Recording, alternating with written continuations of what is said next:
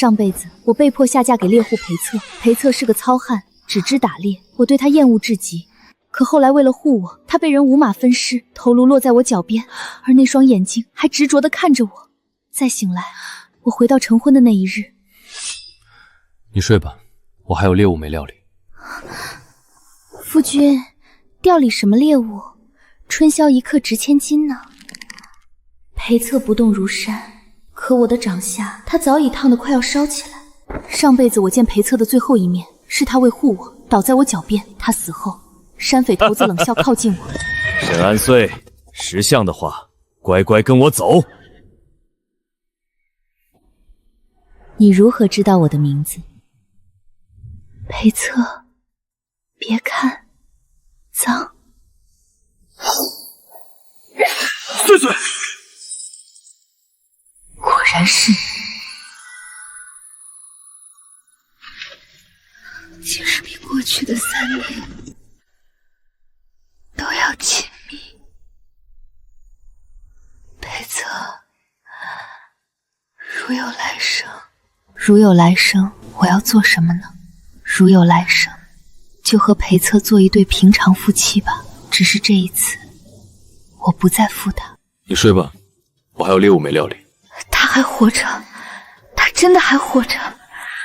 沈小姐，我不会碰你，你别。裴策，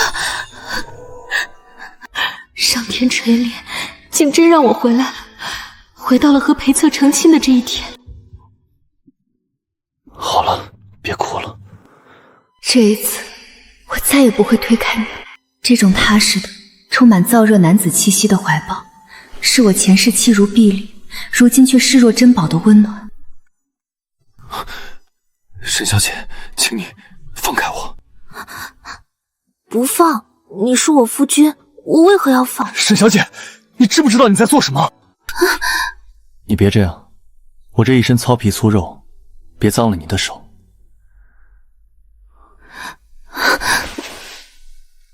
夫君，你要去料理什么猎物？春宵一刻值千金呢，这大好的日子，你当真要走？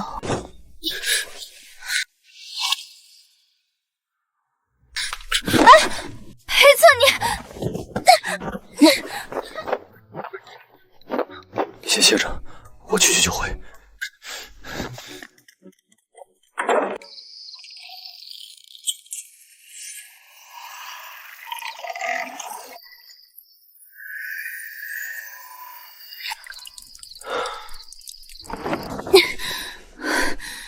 裴策，你居然敢拒绝我！明明都动了情，汗都出了一层，居然把我当成粽子捆起来逃了。打井水冲凉，这种天气，你居然一直冲到现在。我是什么脏东西不成？抱他一下，至于让他去外面洗这么久吗？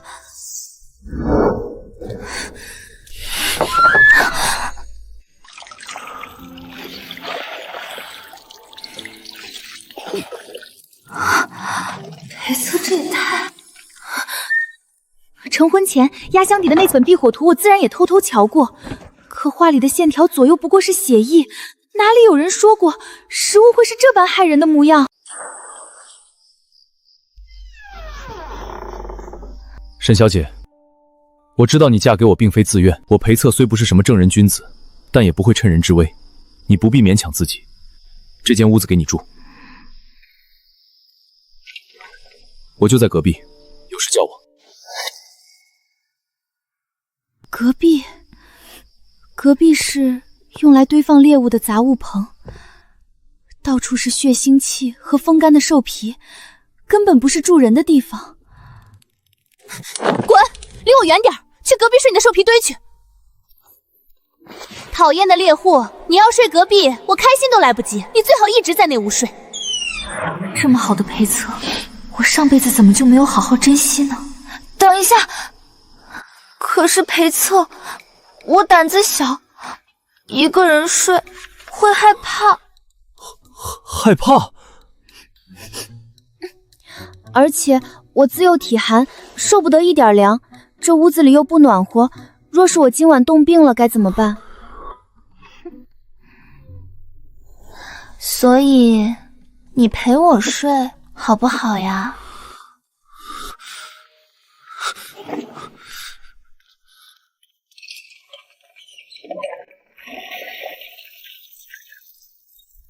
岂有此理！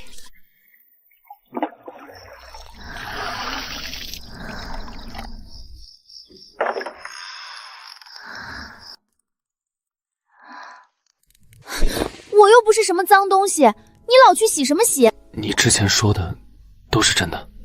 什么真的？就是你说你会害怕，还会冷。自然是真的，我骗你做甚？我这身子自幼娇贵，若真冻出个好歹，你赔得起吗？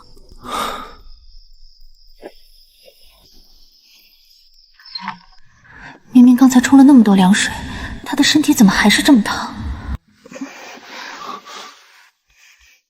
愣着干什么？快来啊！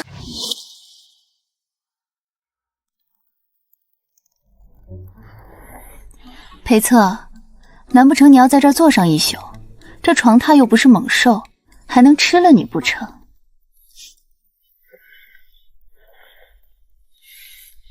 睡吧。算了，重生之初不能逼得太紧。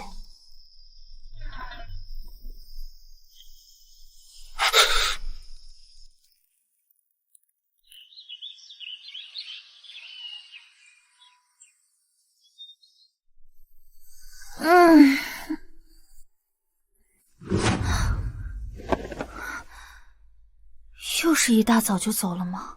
裴策身为猎户，为了生住，总要早起入山打猎。看着天色，他也该快回来了。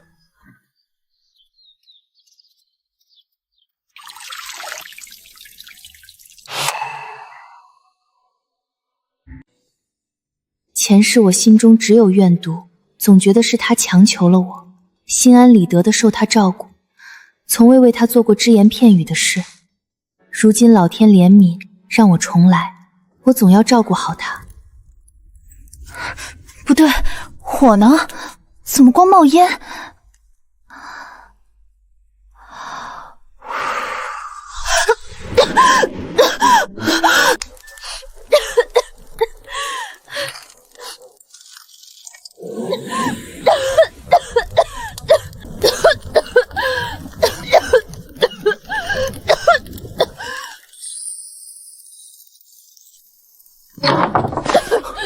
你在做什么？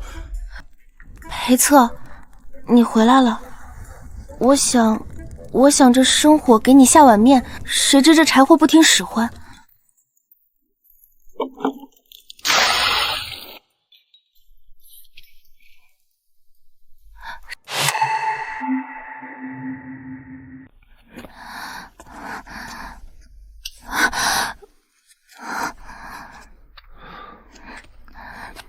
来，用清水洗一下眼睛。裴策，我看不见，水盆在哪儿？低头。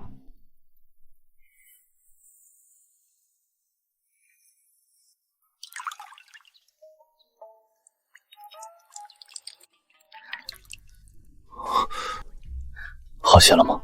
还是有些磨得难受。裴策，你可以帮我吹吹吗？怎么不说话？裴策，你说我的眼睛会不会被熏坏了？不会的。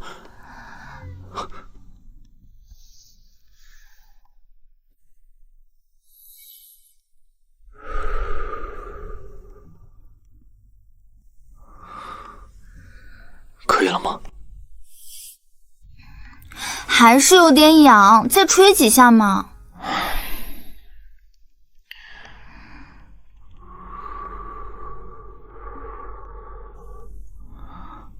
现在呢？现在啊，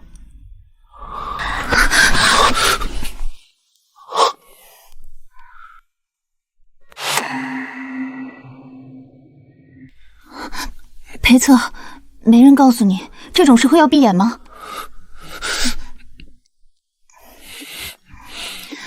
裴策，手在往哪儿搁呢？抱着我呀！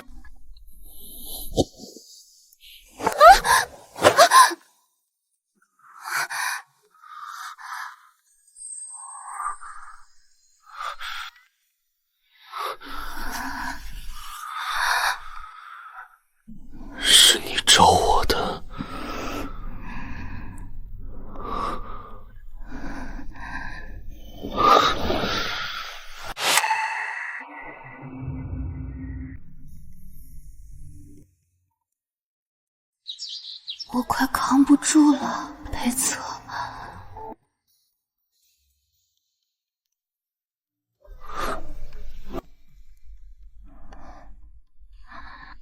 沈小姐，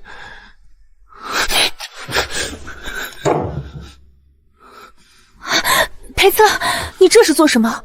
我们已经拜了堂，是正经的名分。此事该与心爱之人做才对。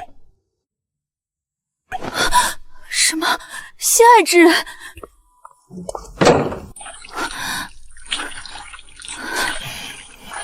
裴策，你的意思是，你心里早就有别人了？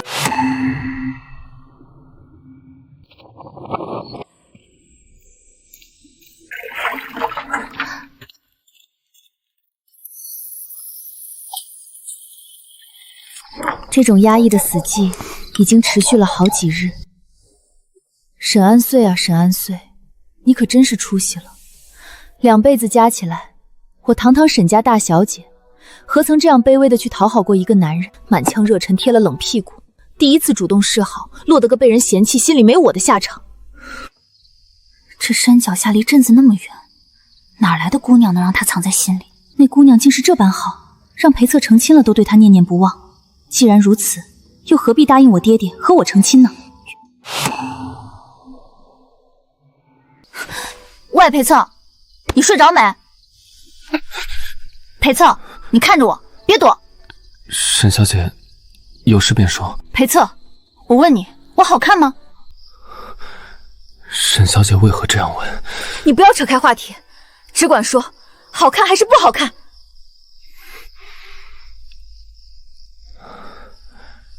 谁人不知沈家3小姐倾城之貌？原来这木头也会夸人的。既然在你眼里我长得不差，那你为何总躲着我？那你为何不喜欢我？沈小姐，我先前难道说的还不够清楚吗？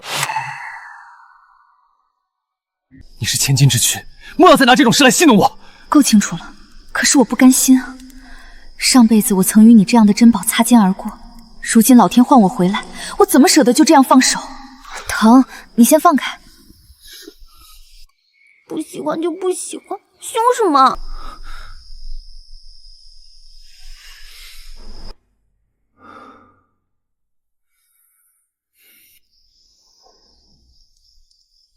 思来想去，我如今有2件要紧的事必须马上去办。其一，我得弄明白裴策的心到底在谁那儿，那个让他念念不忘的心上人究竟是谁？若是能抢回来，我死皮赖脸也要留住他；若真的抢回来，我欠他一条命，也该给他一个成他自由。其二，便是那个人，那个上辈子害得裴策死无葬身之地，害得我沈家支离破碎的罪魁祸首，沈长清。现在一切还早，我绝不会让噩梦重演。那样心思歹毒之人，必须趁早铲除。裴策这个闷糊涂，心里的那个心上人到底是谁？我还没套出话来。而沈长清那个混账远在京城，又是父亲最器重的养子，我如今只是个身份尴尬的外嫁女，凭一己之力杀他何其难？罢了，报仇的事儿得徐徐图之，还是得先解决第一件事，把这个男人的心收回来。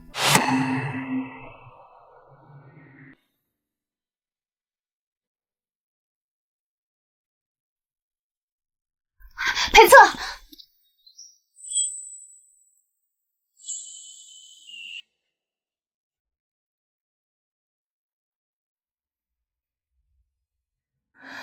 你去打猎，带上我吧，好不好？不行，山里草深林密，到处是陷阱毒虫，打猎很危险，你别去。裴策，我嫁给你，你也快有半月了。你天天进山，我就只能守着这间破屋子，连门都没出过几次，我都快要闷死了。山路难行，你没走过那种地方。若是遇上豺狼虎豹，我顾不上你。我不怕，有夫君在，我什么都不怕。夫君会保护我的，对不对？你先松手。带我去我就松手，你就让我跟在你身后，我绝不乱跑。绝不给你添麻烦。若实在想去，便得跟紧我。这山里不比城里，一步也不许乱跑，知道吗？我一定乖乖听话。你说往东，我绝不往西，就在你身后跟着，当你的小尾巴。走吧。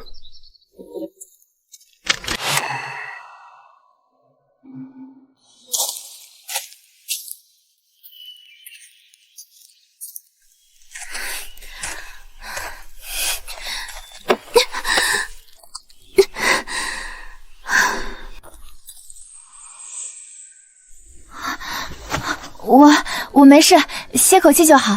你别嫌我慢。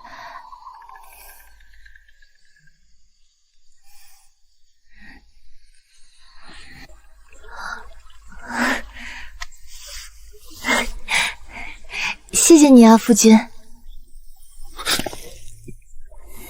别乱叫，路不平，抓稳。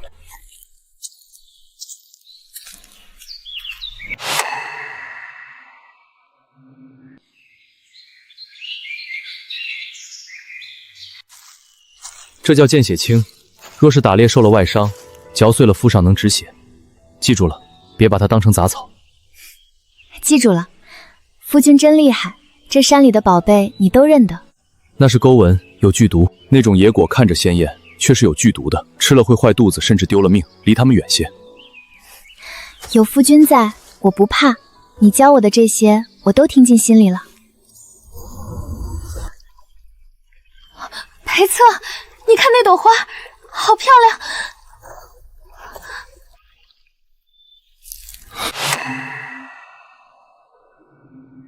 小心！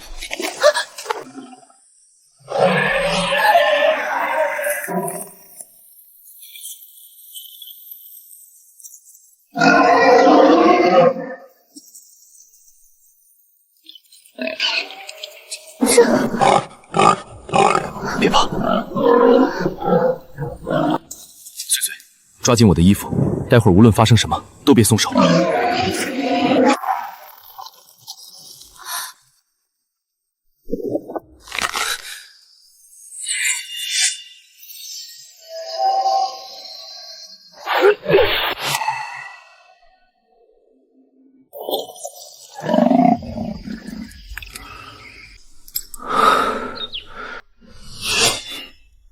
没事了，别看。终究是我思虑不周，不该带你来受这份惊吓，吓坏了吧？我没事。裴策，你受伤了。穗穗，你慢些走，山路湿滑，莫要摔了。我慢不了，你流了这么多血，再耽搁下去，你是想把这半边山的野兽都引来，还是想把这条胳膊废了？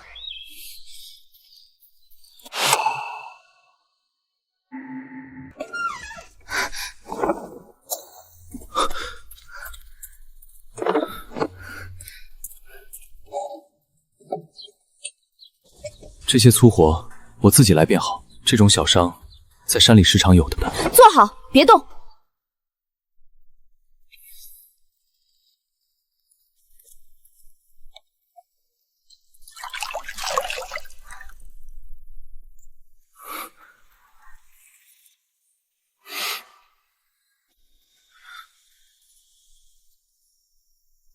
疼吗？沈小姐，不疼，你放着吧，我自己来。还说不疼，都流了这么多血。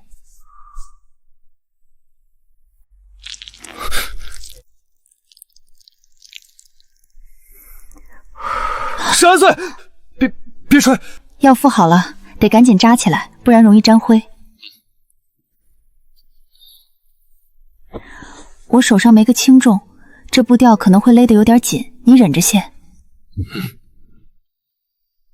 好了，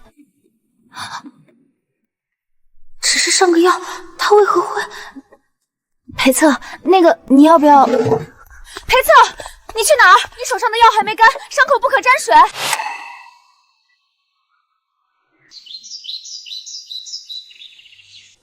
坐下，这伤口得养。你那一身蛮力要是再乱使，骨头长歪了怎么办？只是皮肉伤，不耽误打猎。家里没米了。没米我去借，这几日你必须听我的。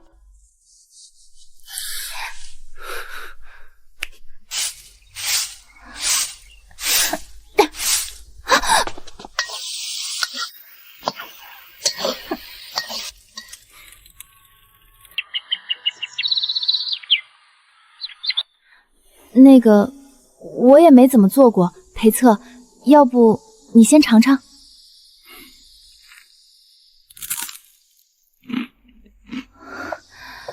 还行。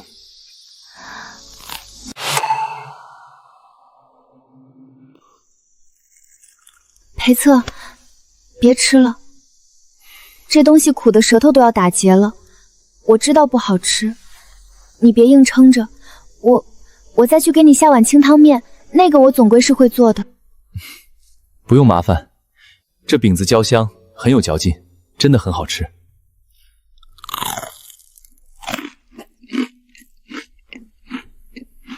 笨蛋，哪有人爱吃糊饼子的？伤好全了，得去深处看看。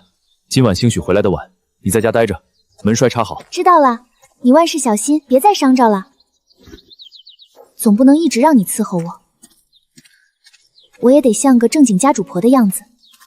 前世我惧怕他这一身杀气，裴策就在这间连窗户都透不进光的杂物间里睡了整整3年。这地方连个像样的窗户都没有，冬天漏风，夏天反潮，他当初究竟是怎么忍受的？我真是猪油蒙了心，竟让他在这受了3年的罪。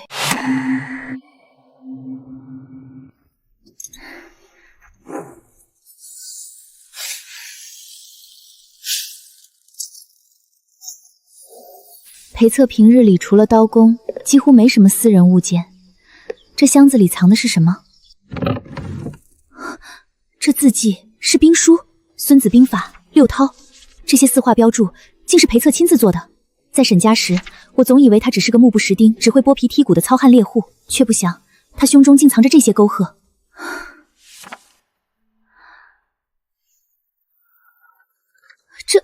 这分明是我，看着发髻，这分明是3年前我尚未出阁时的模样。那时的裴策连父亲的门槛都还没跨进过。他说，此事该与心爱之人做才对。他口口声声说心里有人，让我自重，可他却在这阴暗潮湿的破屋里，对着我的画像看了3年。你在里面做？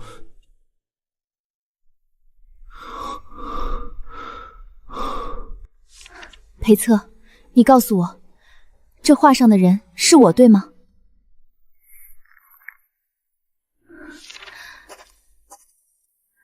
怎么这么多汗，这么凉？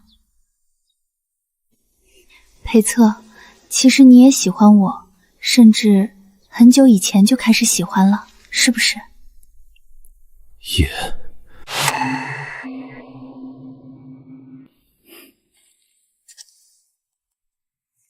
裴大哥，听到了吗？你的心跳得好快，如同我心悦你一般，你也心悦于我，我说的对不对？我没有听清你刚刚说的那句话是什么意思。没听清是吗？那我就再说一遍，你给我记牢了。我说，我沈安遂心悦于你，裴策。沈安遂，你不必骗我，你是太傅府娇宠长大的千金，我是这山野里剥皮剔骨的猎户，你怎会骗你？我沈安遂若要骗人，何至于搭上这名节和一辈子？为何总是守着他那卑微的自尊，死活不肯信我？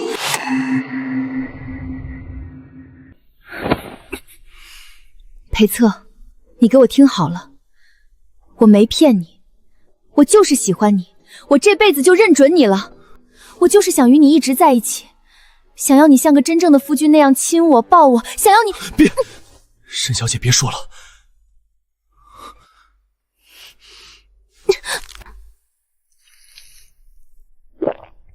沈安遂，你真的喜欢我？沈安遂，你喜欢我？沈安遂喜欢裴策，最喜欢，哪怕裴策是个不解风情的呆木头，我也认了。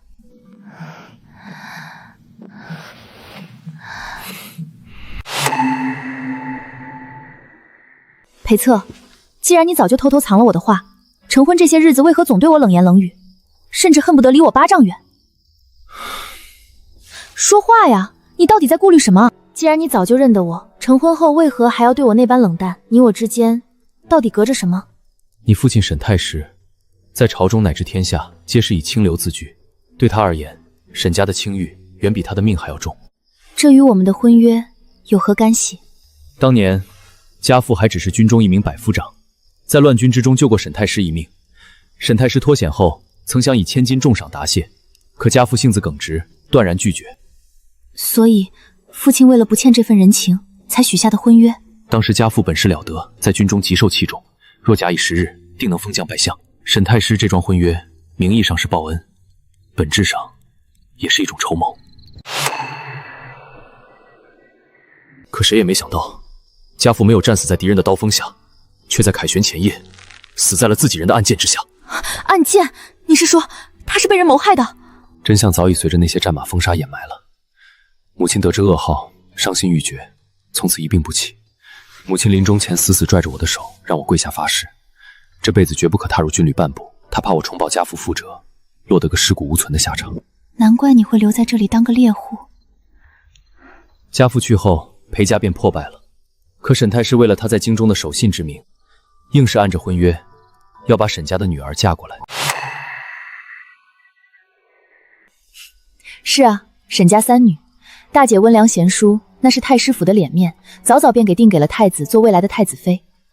二姐那以舞动京城的姿色确实惊艳，连丞相之子都为了看她一眼，在咱家门口守了3天3夜。唯有我，从小到大刁蛮任性的名声传遍了整个京城，外头的人都说沈太师养了个祸害，以后指不定要愁死在哪家。所以当我16岁那年，父亲为了他那所谓的一诺千金，毫不犹豫地把我塞进了花轿，只给你这个远在山野的猎户时，整个京城都在夸他高风丽节，连圣上都多有赞赏，说沈太傅不愧是清流之首。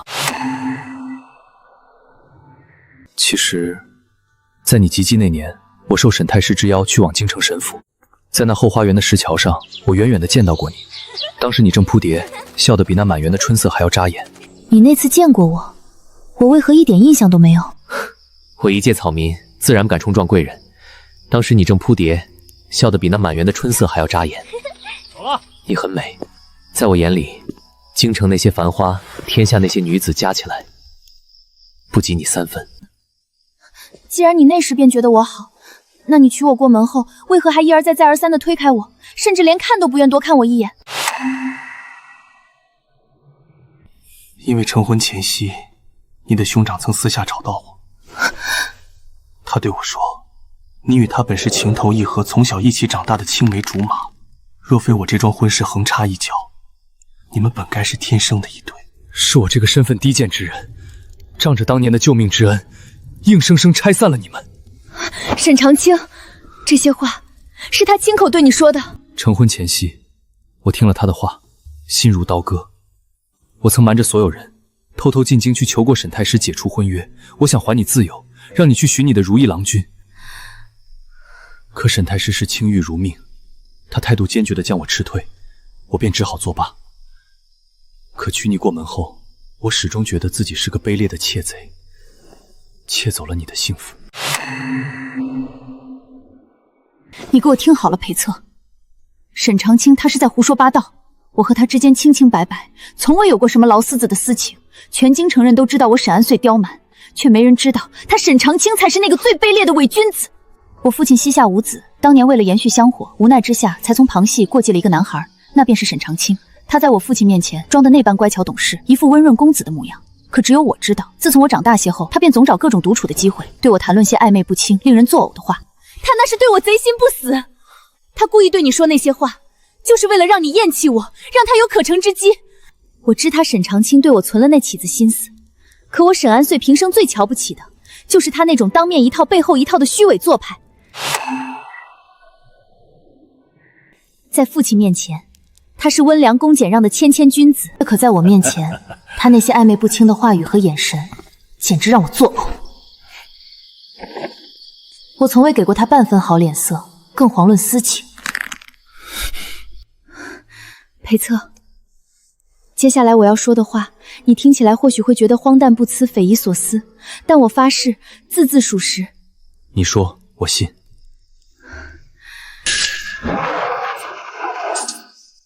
所以，上辈子他就在我的面前害死了你，他害死了你，还想让你跟他走。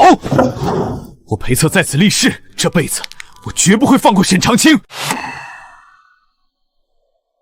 他那个人最善伪装，又有官职在身。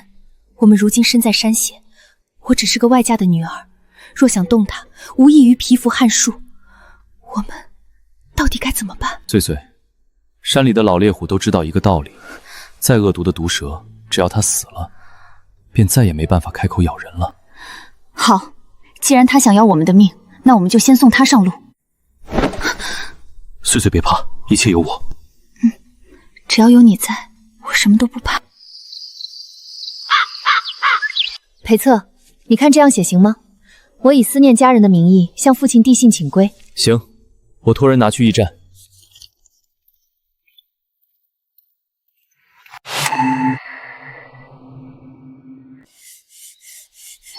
裴策，父亲回信了，他言语间颇为欣慰，说我懂事了许多，允我们归家。东西都打点好了，马车不便，我们骑马走山道回京最快。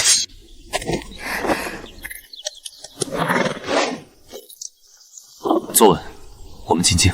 岁岁，看你都瘦了些，离了家方知家里好吧？岁岁知错了，让父亲挂念。妹妹可算回来了。妹妹一路舟车劳顿，想必乏了。我已经让人在内厅备下了你最爱吃的芙蓉糕，快去尝尝。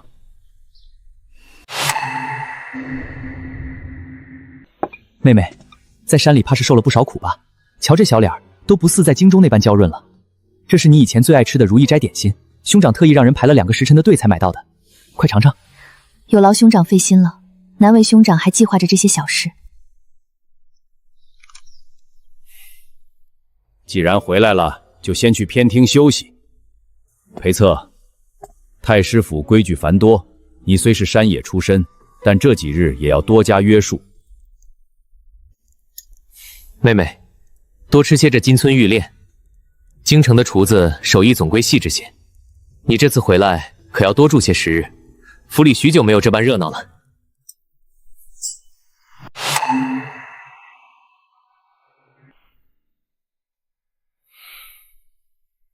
兄长说的是，我亦是想念父亲和兄长得紧，离了家才知道，这京城的烟火气终究是山里的野味比不了的。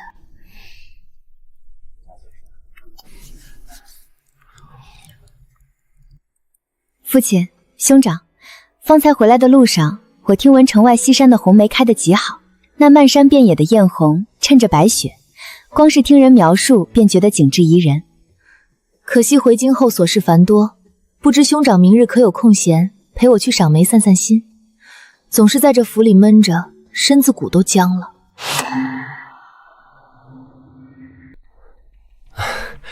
妹妹有此雅兴，兄长便是抛下天大的公务，也自然是要奉陪的。择日不如撞日，明日一早如何？我定会安排好最妥帖的马车。对了，瞧我这脑子，倒是忘记问妹夫了。妹夫，这赏梅咏诗的雅事，你要不要一同去？我一介粗人，只识得畜生，不识得红梅，去了也只会牛角牡丹，怕坏了你们的雅兴，就不去了。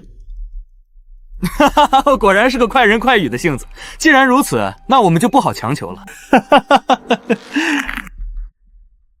看来妹妹成婚后倒是想明白了许多，知道哪种人才是良配，哪种人只配待在泥坑里，对吗？兄长说的是，从前在府里受尽恩宠，总觉得一切理所当然。如今离了家，在那苦寒之地待过，方才知晓，还是兄长对我最好。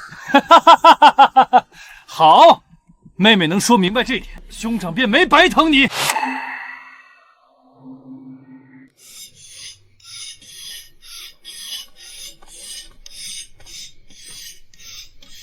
裴策，明日是个好时节。你想好了？沈长清此人骨子里自负又好色，他今日以为我向他投诚，明日去西山，他为了能与我单独亲近，定不会带太多随从打扰。西山那地方偏僻的紧，林密雪厚。你说，若是在那儿遇见了凶残的山匪，他这个太师府的娇贵公子还能活着回来吗？我会护着你，你别怕。有你在我身边，我怎么会怕？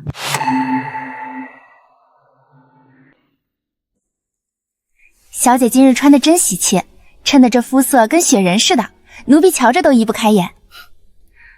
今日去赏红梅，自然要穿得鲜艳些。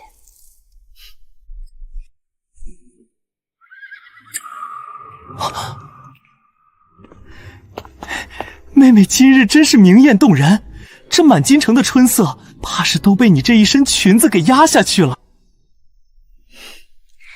兄长过誉了，我们出发吧。走，上马车，今日定要让妹妹赏个痛快。妹妹在山里待了这些日子，心性倒是沉稳了不少。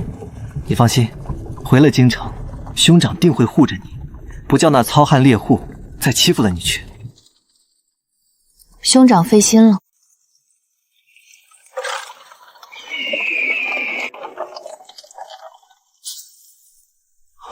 妹妹，你看那株梅花开得多好，花瓣层层叠叠的，正适合折来戴在你的鬓间。是啊，开得真好，这地方连埋骨都显得雅致。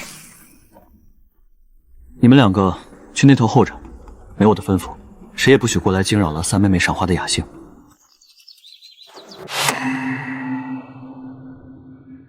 三妹妹，这山路湿滑，哥哥扶你过去瞧瞧那朵开得最正的梅花。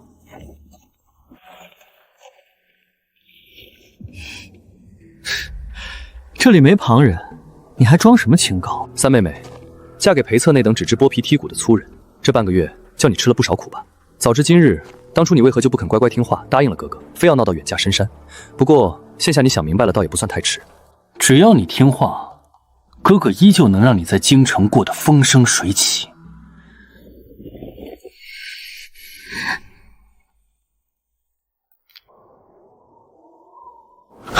什么人？出来！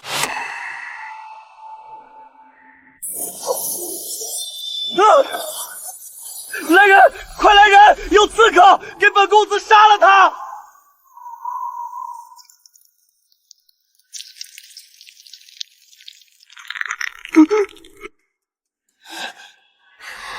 我的好哥哥，到了这种时候，你还是半点没变啊！是你这个贱身社去害我！是我，沈长清，上辈子你带人扮作山匪，将裴策五马身尸，又将我逼上死路，这笔血债，今日该好好算算了。我没有，你这个疯女人竟敢设局谋害兄长！父亲不会放过你们的！我是太师府唯一的继承人，你们敢杀我，沈家定会倾尽全力将你们碎尸万段！杀你？怎么会呢？兄长说笑了。今日我们兄妹同游西山，突遇凶残山匪，是兄长你舍命相护，才帮我拖延了宝贵的时间。等到了我夫君带兵，带刀来救。父亲得知真相，虽会悲痛欲绝，可你既然是为了保护亲妹妹而死，全了沈家的一世清明，他老人家便是再难过，逝者已逝，也无甚办法呢。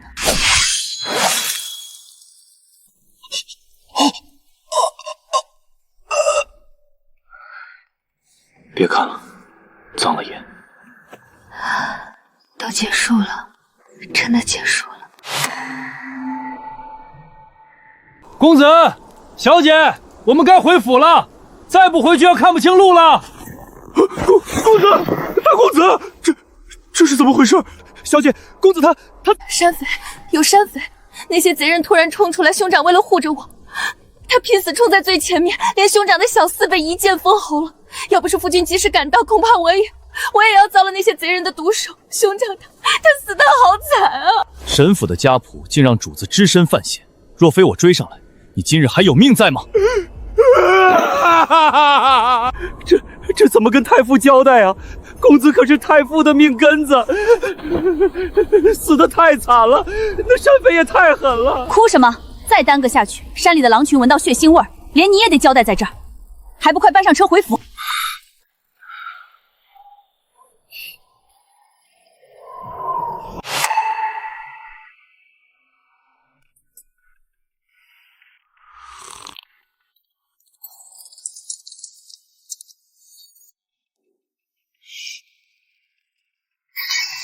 长青，长青，这是怎么回事？父亲，兄长他没了，在那西山红梅里突遭一伙凶残的山匪，兄长为了护住女儿不被贼人掳走，拼死搏斗，被那歹人害了命啊！岳父大人，是小叔护卫不周，未能及时赶到西山深处救下大舅兄，请岳父大人降罪。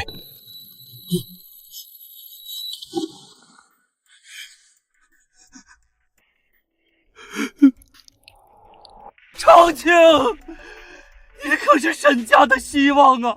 究竟是哪个天下的匪徒，竟敢在这京城郊外下此毒手？裴策，你不是和他一起去的吗？长青到底是怎么死的？裴策，你平日里在深山搏杀虎狼，武艺高强，连这几个贼人都护不住吗？你给老夫说清楚，你当时就没看出那些山匪的来路？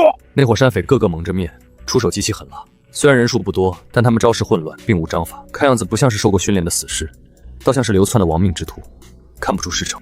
父亲，您别怪夫君了，那山匪狠辣之极，上来就要杀人夺货，若不是夫君拼死冲杀，及时赶到，女儿恐怕也要随兄长一起去了。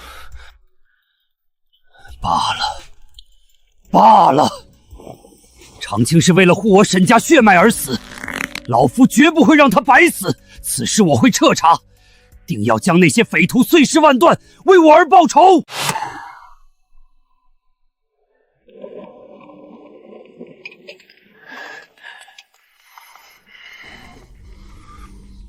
搜！再给老夫去搜！那西山统共就那么大，难道那伙山匪还能上天入地了不成？老爷，兄弟们已经把西山翻了3遍了，连个活口也没瞧见。那伙所谓的山匪，就像凭空消失了一样。没用的东西，都给老夫滚出去！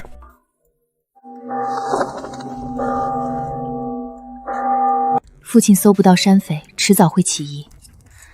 既然死人开不了口，那就让他的东西说话。该动手了，去沈长青的书房，那里一定藏着他这些年自寻死路的筹码。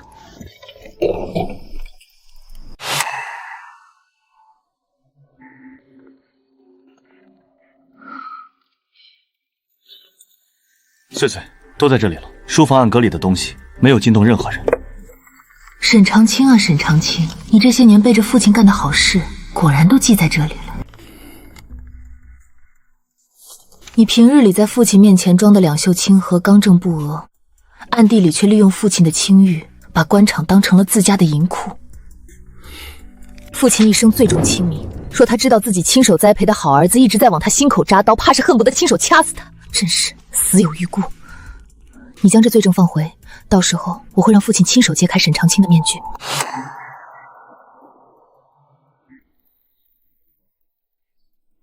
父亲，您已经1天1夜没合眼了，为了兄长的事，您也要保重身子。先喝口参汤吧。喝，老夫哪里喝得下去？那些巡城卫护院，通通都是废物。查了整整3日，竟连个山匪的影都没摸着。父亲息怒，那西山虽然广阔，但若真是一伙寻常流窜的山匪，杀了人夺了货，早该留下些蛛丝马迹。女儿这几日总在想，会不会那伙山匪并非寻常匪类，而是兄长平日里在官场上可曾不小心与什么人结下了怨？不可能，长青的性子你又不是不知道，他向来温良谦逊，待人接物极有分寸，在朝中更是人缘极佳，怎会与人结下这等要命的深仇大恨？也是，兄长平日里连只蚂蚁都舍不得踩死，定是女儿多心了。父亲，其实女儿这几日整夜的合不上眼，总是在想那日的情形。那伙贼人来势汹汹，财物分文未动，上来便直冲着兄长去，倒不像是图财的山匪，倒像是早有预谋的死士。女儿听闻父亲近来已将不少朝中往来的要务交与兄长打理，会不会是兄长在办差时无意中抓住了什么大人物的把柄，所以才遭致杀身之祸，惨遭灭口？灭口？长青若真是因为办差招祸，那书房里定会留下痕迹。走，去长青的书房，没老夫的允许，谁也不准靠近。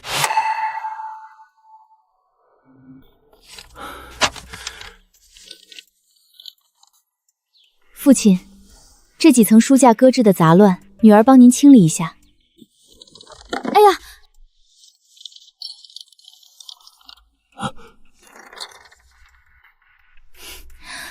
谭墨索贿，勾结朝臣，他竟然背着我，借着我的名头干了这么多丧尽天良的事。原来如此，原来如此！老夫教他为人学，他却在背后把老夫一生的清誉当作筹码去卖。逆子，逆子啊！我沈家世代清流，老夫一生如履薄冰，怎么会出了这等畜生？怎么会出了这等畜生啊！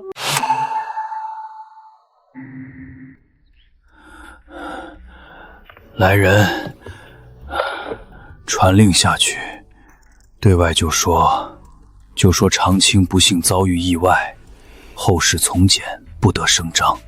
至于追查凶手一事，到此为止吧。你且退下吧，让管家进来。记住，今日在此处看到的一切，若有半个字传到外面去。父亲放心，女儿明白。兄长之死虽是意外，但他身后的清明，沈家的体面，女儿定会死死守住。父亲啊，父亲，你这一生自诩清流，终究还是为了这一纸名声，亲手埋了你最得意的养子。为了彻底打消我爹那点疑心，我们在京城又生生住了月余，直到所有风声都被沈太傅亲手压死。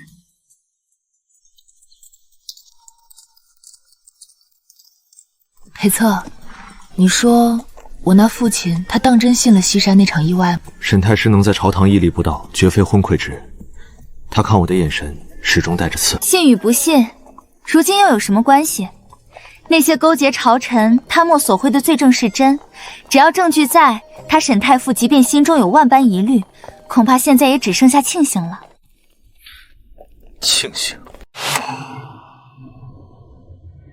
自然是庆幸长青死在了山匪手里，而不是死在法场上，没让他那个太傅府沦为满京城的笑柄。在他心里，沈家的名声可比长青那条命贵重多了。我想，父亲现在一定在忙着销毁沈长青留下的所有痕迹。在他眼里，一个居心叵测、差点让太师府满门抄斩的旁系养子，死便死了。比起那条贱命，他自诩清流的名声才更算得上什么。裴策，其实我一直想问你，那些重生的荒唐事儿，你就这么轻而易举的相信我了？你就不怕这一切都是我编出来骗你的吗？不怕。为何不怕？万一我是想利用你杀人呢？岁岁，只要你肯留在我身边，哪怕你是骗我的，我也心甘情愿被你骗一辈子。真乖，裴策，骑快些，急着回去圆房呢。岁岁，若是不行，别废话，我可以的，裴策，我这辈子都是你。岁岁，岁岁，别闹了，我好困，让我睡会儿。岁岁，我想去参加武举。可我记得你说过，你的母亲临终前留下遗言，勒令你此生绝不可再入军中。我知道，可我想了许久，若我只是个山中猎户，这辈子注定要让你跟着我受委屈。在京城，那些人背地里会怎么说你？我不委屈，只要是你，即便一辈子待在这山脚下打猎，也是好的。岁岁，我为你挣个状元夫人回来，让你风风光光的回京城，好不好？好呀，既是夫君的心愿，那我们一言为定。一言为定。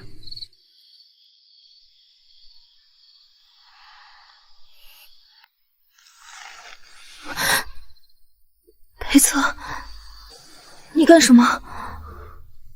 再来一次吧，岁岁。还来？不行，裴策你。